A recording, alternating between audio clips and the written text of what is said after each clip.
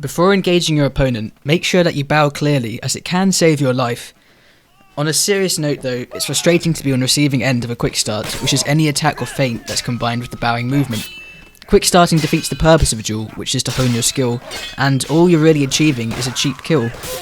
Occasionally, players with fragile egos may attempt to accuse you of quick starting, despite you clearly bowing with a polite pause before starting combat. It may be a simple mistake on their part, so it's helpful to shadow play the duel to later clarify their error. Now that the etiquette is out of the way, let's get hot and heavy and discuss the fights. Opening this duel, I get a passive feint read.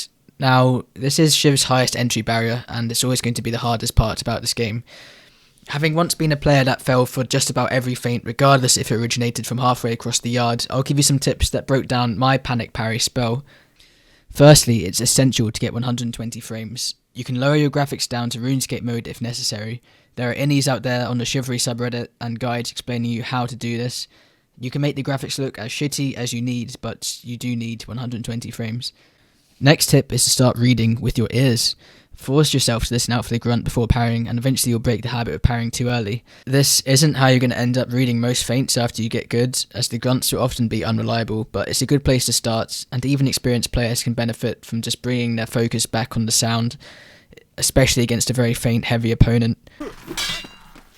I'm rather cheeky here, as I noticed the knockback of his stab has put me out of range, so rather than waste stamina by missing, I switch my attack onto a nearby corpse.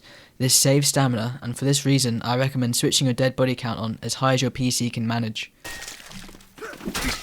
If your opponent attempts to run away from your attack, aim at their leg, as this part of their hitbox lingers behind them, allowing you to get some hits that would otherwise be out of range.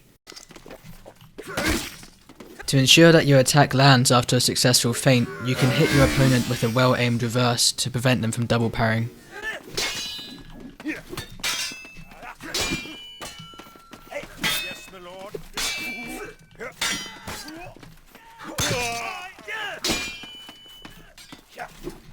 Notice how in this exchange I position myself as far away from the direction for my opponent's swing as possible, which reduces the threat of any of his feints. It's also important to reset your feint awareness after getting a single read, and line yourself up for his next attempt. Thanks for watching, gamers. If you want any more in-depth duel reviews, fucking hit me up in the comments, bro.